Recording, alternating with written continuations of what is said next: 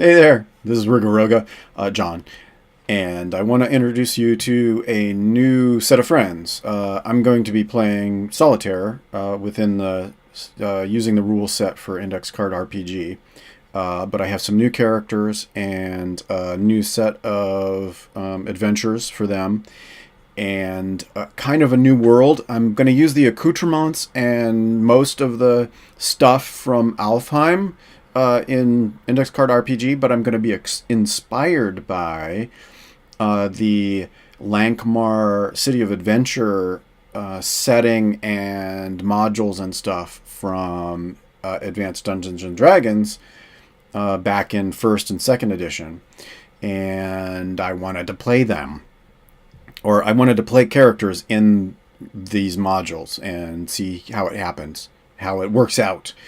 So I created a new set of characters that I want to introduce you to, and then this is going to happen in a world that, honestly, I'm probably going to bastardize the whole thing, and I'm only going to be really loosely inspired by the work of Fritz Leiber and Fafford and Grey Mouser and, all of the incredible rich depth of those stories. I'm probably not going to do justice to them. But I'm going to use the adventures and some of the ideas and set up my own world. So instead of Erewhon, I'm going to be doing this. What did I say? It's Nehwyreve is the world that I'm going to be actually exploring, and of course it'll be in the title or the playlist, so you'll see that already. But Nehwyreve is my alternate universe version of Erewhon. And so, with that in mind, I'm going to be using the Lankhmar City of Adventures as inspiration, and today's sort of this part one and the following however many it takes is going to be inspired by the secret of Urgaan of Angarngi by Carl Smith. Now this is interesting. I don't know if that last word is from the Fritz Leiber's world or not. I suspect it is. And then what it made me realize was the Angarngi, the in Index Card RPG, that the name was inspired perhaps by the Fritz Leiber and Erewhon. Anyhow, so I'm going to sort of start off this adventure pretty soon, but I want to introduce you to the characters because they're new for this series. And so the first character that I want to introduce you to is Rot. Rot is a Hillfolk commander with +4 strength and a +4 in armor. With loot and everything, that's going to be a 15. +3 to basic effort because of being a Hillfolk. Weapons +2 and a charisma +1. And basically basically everything from the starting set, except that I added Amulet of Kings, which I think was one of the milestone rewards. Each of these characters have had their own adventures, and this may be, I think, the first time, like, they know each other, but this may be the first time that they've all come together to adventure together. But Rot will be sort of a tanky creature, in the roster. So she's going to be first in the initiative. She's first in line. The next character I want to introduce you to is Ire. Ire is an elf scout. +3 in dex, +1 intelligence, +4 wisdom, and basically all of the starter gear except, I think, Book of Traps and Silent Speech. I gave her the spear and and 3 daggers based on the hero card that I used for her, and she's got Silent Speech to communicate distances with basically anybody. And then the Book of Traps helps her find and disable traps and stuff like that. So she's got a lot of wisdom, sort of scouting kind of, and disabling of traps and finding traps and stuff going on. So she's second. She's kind of the roguish creature in the roster. So we're going to go ahead with her in the second spot. And third character that I want to introduce you to is Ik. Ik is a small folk wildling, and +6 dex, +1 wisdom, +1 magic effort, and then +3 to ultimate because of a berserk ring. Berserk ring, 2 short swords, 2 spears, sling, trapper gear, supplies, flute. Flute is instead of a lute, I gave her a flute. A lute seemed like probably too complicated for her to take care of if she's, trudging through the forest and knocking bushes and stuff. A flute, I think, would be easier to protect on the body. And then a hillman's belt to roll ultimate on basic effort. So that's actually going to be pretty significant with the +3 ultimate effort, and then rolling ultimate for basic effort. So if she's doing like chests and things like that, she's actually got a +6. Then the next character I want to introduce you to is Nit. Nit's model, the card is actually from Beneath the Door, but she's sort of the aunt or the grandmother figure in the 4 of these characters. She's probably been adventuring a lot longer than the rest of them, but she's going to be the White Wizard, the priest, and she's an elf. She got +1 dex, total of +2 in intelligence, +3 wisdom. So she's focused in intelligence and wisdom, and then she's got +2 in magic, and then she's got armor kit, so she's got a +1 in armor. Book of Secrets, staff, supplies, armor kit, healing touch as one of her spells.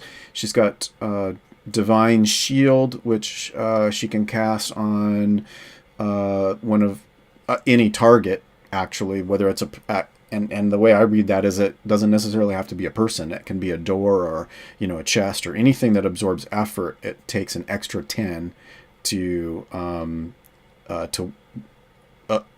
whatever that target is absorbs an extra 10 of effort. True Sight, so she reveals all hidden in double far range. Holy Bulwark, wisdom. A touched creature or is immune to non-magical effort for 4 rounds. So that could come in handy in combat and whatnot. Or also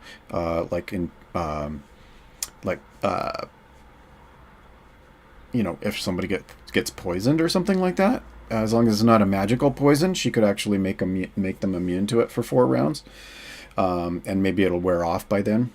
Anyhow, so those are the 4 characters that I want to introduce you to. Their relationship, I was actually gonna call Nit Auntie Nit, Aunt Nit, and then I was gonna call the others cousins or something, cousins and sisters. I think I won't be so formal as far as their relationship, but I think they've definitely become, not necessarily family, but family of choice, perhaps, and they've come to know each other over a period of time before this particular adventure is happening. And I suspect that Auntie Nit is the sort of the mentor of the others, and she tries to help as much as possible. But each of these, you've got a wildling who basically does just whatever, and Rot is a sort of barbarian-ish, but she's a sort of leader in the group at the same time, and so she's going to go off and do whatever as well in a way, but she sort of holds the group together by being a strong backbone and being the tank, and then an elf scout, pretty solitary, off alone, leading the way, and her character card has her looking back and waving, come on, let's go. So she's kind of tends to be sort of exploring places maybe that she shouldn't be, kind of a little bit of tookishness, perhaps, even though she's an elf. But that's kind of I think the relationship between all these characters. So they are busy adventurers, and very oftentimes they're not in the same area at the same time. They're often on their own things, and one will be out of town or two will be out of town. Their schedules just don't sync up because they're so busy, but they happen to be in the main metropolis of this fantasy world at the same time together, and it's cause for celebration, cause to get together. And I think also that they do realize, I think, that that it's tough going alone, that the world is a dangerous place, and it seems to be getting more and more dangerous. The more adventures they have under their belt, the more known they are, the more difficult it becomes. It's not just geometric. It's actually really ramping up, and I think that each of them individually, maybe they won't admit it to themselves or to others, but they kind of realize that there's some advantage to having a support system, a support group, and so they're coming to town in a sort of a pause, a brief hiatus in their normal routine, and meeting together with their family of choice, and realizing just how great it is to have this support group.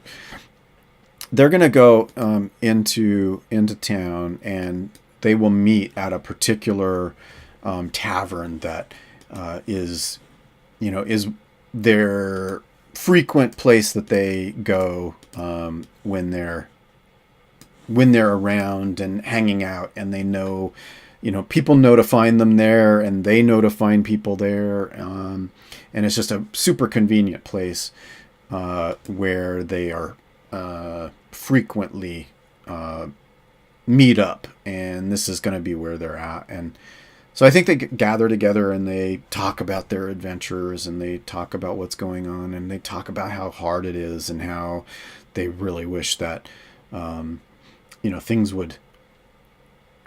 were a little bit easier, and then they just sort of, wouldn't it be great if we were together, and Niz all like, oh, it'd be great to be, I could help you out, and give you pointers from, not that you'd need it, but boy, I sure could help you out. And the others are like, that would be fun, that would be great, and I'd love to hang out with you guys in the forest, and on the road, and share chores, and share experiences, and all that sort of stuff. They one of them probably, I don't know, it's probably Ire gets a note from a fence, a shady merchant of some kind that she's had reason to deal with in the past, that there's something really important that needs to be talked about, and meet him in the alley behind the tavern at a particular time at night. And so I think Ire shares this with the other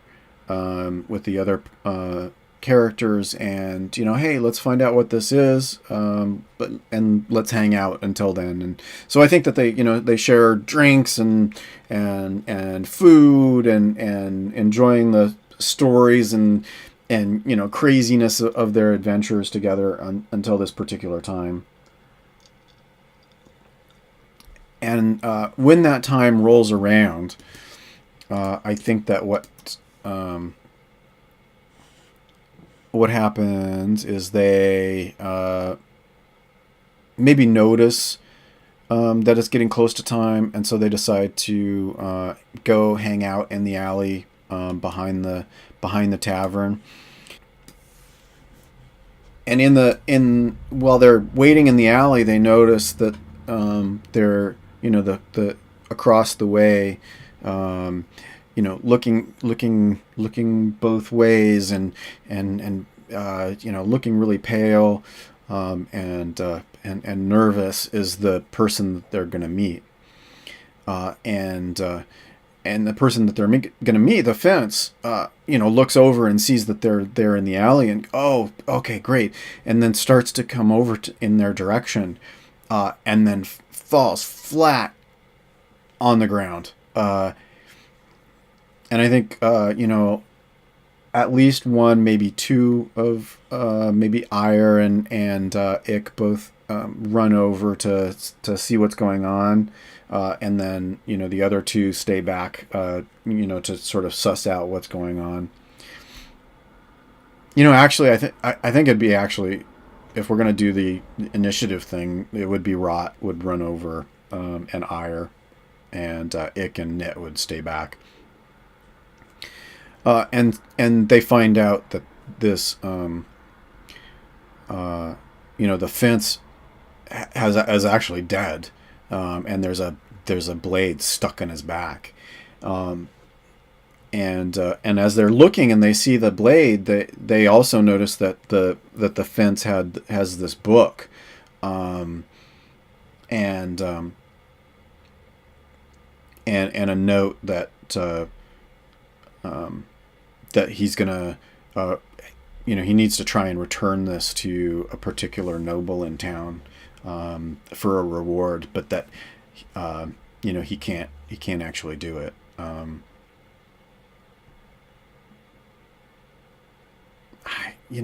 It should have been part of a conversation, probably. Maybe he's not quite dead, and he whispers. I think he whispers to them, okay, you got to get this.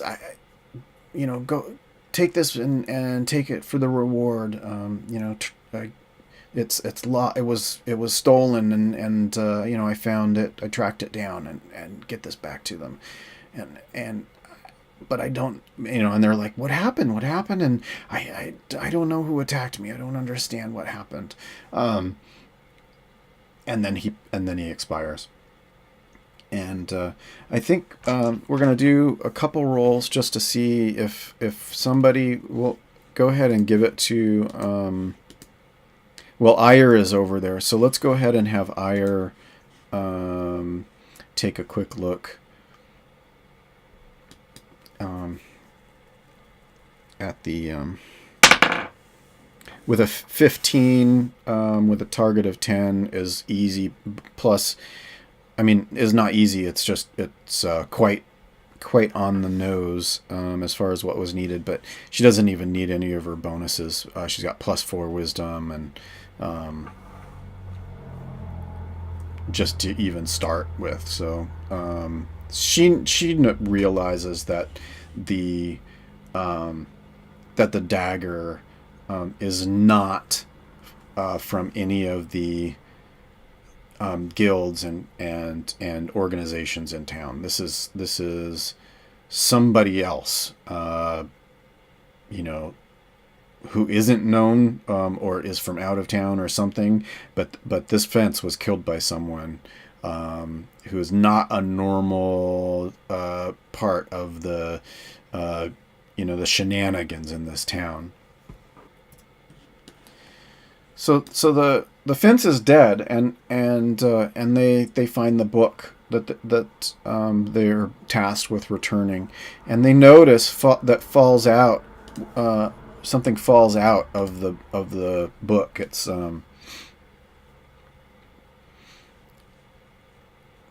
it appears to be a map, and as let's have Nit. Well, I think they're probably not doing this in the alley, right? They're gonna go back to the tavern and find a corner to do this sort of stuff, but they're gonna look over the book and sort of discuss what to do. So really quickly, let's have Nit take a look. Nit was a 4.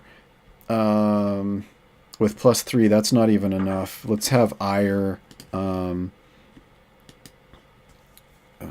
do an intelligence check. 6 + 4 is enough. +1, so that's enough for an intelligence check. Wait, wisdom +4. Yeah. No, that was an. Wait, what did I roll? I'd have to even rewind. I don't even remember, but I think between the two of them, they figure out what's going on. That they look through this particular book, and it's a book of all kinds of lost treasures, and most of them they recognize have been found. So this is, clearly this is an outdated book, but this map is for one of the items, perhaps the only item in this ancient book that hasn't actually been found, marked on a page for the Horde of Haghu. And I think at least one, if not more, of these fine adventurers realize that the Horde of Haghu has been sought after for decades, if not longer, hundreds of years, perhaps centuries,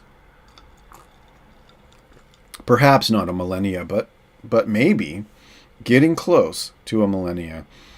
And this map appears to have, an X spot marks the spot kind of thing, where the keep of Haghu appears to be marked on this map in the middle of the sort of endless swampies area, off to the southeast, and there is some text on there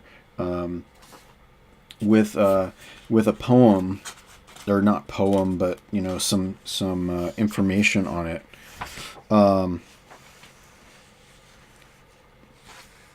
Let the kings and merchants envy. I have a diamond as big as a man's skull, and 12 rubies as big as the skull of a cat. I have a treasure house where 2 hills hump double a day's ride beyond. Immediately below the keystone of the chief dome, my treasure lies hid. Let fools seek it, they shall win it not. Empty as air, no deadly creature in rock lair, no sentinel outside anywhere, no pitfall, poison, trap, or snare. Above and below the whole place bare, of demon or devil not a hair. No serpent lethal, fanged yet fair, no skull with mortal eye a-glare. Yet have I a guardian there. Let the wise read this riddle and forbear. I think that one of the things that they start to wonder about is whether this map that fell out of this book would be missed.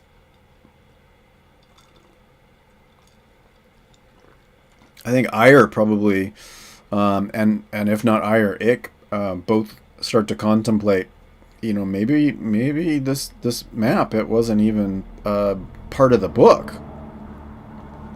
So we could return the book and keep the map and head off to this place. Fine bit of subterfuge. Maybe we'll try and return the book and without the map and see how it goes from there. So I think that's probably what they head off to do. Probably not right away in the middle of the night, but waiting for a convenient time in the morning to head off and return it to this. Return the book for whatever reward there is, and then maybe start preparations with the map. To follow the map and find out where this place is. So I think maybe the next day, they gather together and head off to the particular noble estate for the noble who is after this book, and so they're heading off to meet Lady Rana at the Rana estate, and they arrive at the estate, explain why they're there, that they have the book to return, and so I think that they are definitely let in, and they're invited inside. There's all sorts of armed guards everywhere. As they enter, they are searched, but they are allowed to keep their weapons as long as they agree not to unsheath them in the presence of Lady Rana. But in the room where they end up meeting Lady Rana, that there are guards there, so they wouldn't have too much opportunity to do anything. But Lady Rana is not necessarily super friendly, but is curious about this group. She was in conversations with this fence. She had a communication that the book had been found, and so how did you end up with this item? And I think Nit, if nobody else, would the person who found it and trusted it to us on his death, and he was assassinated in the streets by unknown assailants, and so we are here to return it on his behalf. And Lady Rana, thank you. We've been searching for this to recover this, to restore this to our library for a very long time, and so it's wonderful to have it back finally. We're going to go ahead and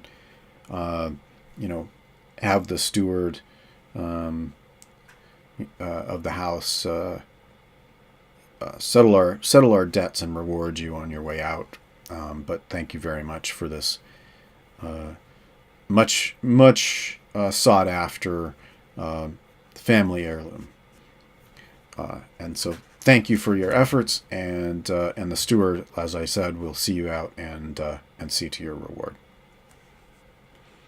So they turn over the book and head off with the steward, I think, to get a reward, and they're given a relatively hefty sack of gold, something on the order of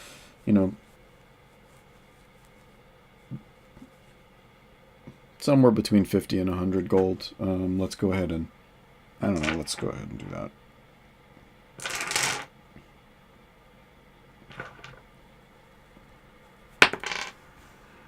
Yeah, so like 50 gold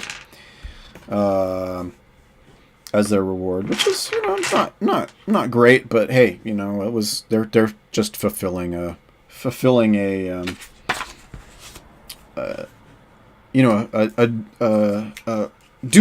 duty in remembrance of their who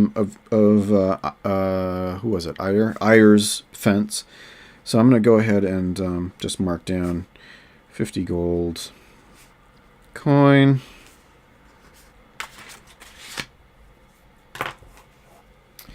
And I think at that point, the only thing that's left for them to do is to start outfitting for an expedition to the swamps.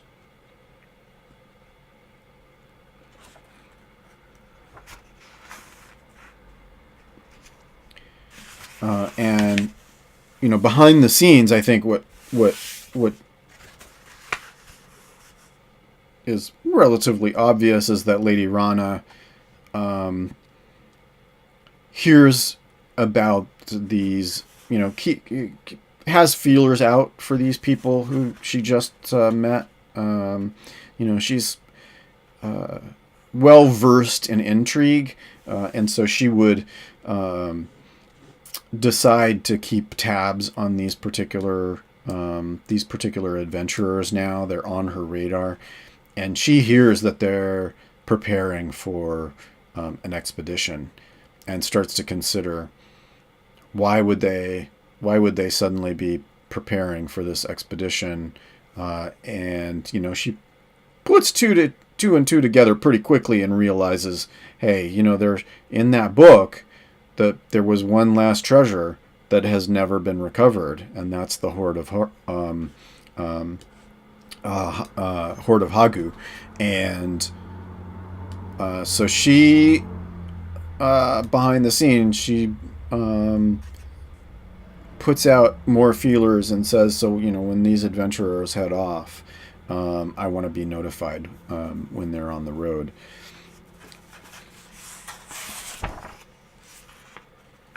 And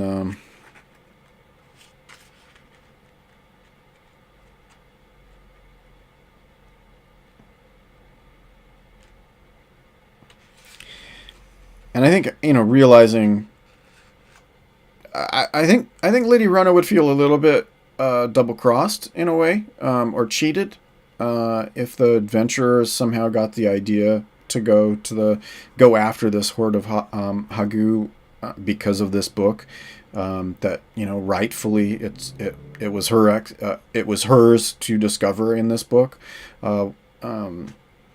So whatever it was that tipped these players off, these adventurers off, she feels a bit of ownership over that, and so I think she definitely feels double crossed, especially since it's a family heirloom, and maybe the family has been after all of these treasures and managed and achieved social rank because of the treasures that they have recovered from this book.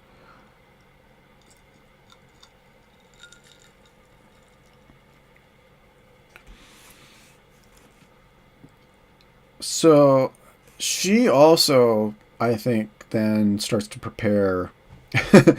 She's starting to think that something's going on. So she's telling her minions to start preparing, and then lo and behold, she's actually not a stay-at-home kind of person. She's actually been on some of the recovery missions. This is a retired Tomb Raider, so to speak, and so she's putting on the old leathers and oiling up the weapons, and getting ready to head out as well on this adventure, and feeling betrayed. I think she wants to she's planning to ambush or assassinate these adventurers, but wouldn't want to do that within the city boundaries, lest somebody find out about it, especially the pervasive thieves guild in town. So let's go back to the players who are now preparing everything, supplies, and getting all of their stuff together, and getting their affairs in order before leaving on this expedition with each other. Their sort of inaugural stepping out. They're excited to work together and hope it works out, but getting all of their stuff together, they finally, I think, are prepared, and start to head out of town. And at the edge of town, there's, as the city, this metropolis, teeming, huge city, sort of, outside the walls, at a slight distance, that there are some outposts, to raise the alarm if there are invasions and whatnot. And as these adventurers pass one of the outposts, I think there is somebody in the tower who is having their palm greased a little bit, to be on the watch out, recognizes that the Lady Rana has been asking about these adventurers and wants to be notified when they're leaving, when they're exiting town, and sends word back to Lady Rana that our team of adventurers have started on their adventure. So, he runs off to, this guard runs off to go notify Lady Rana that the adventurers have set off.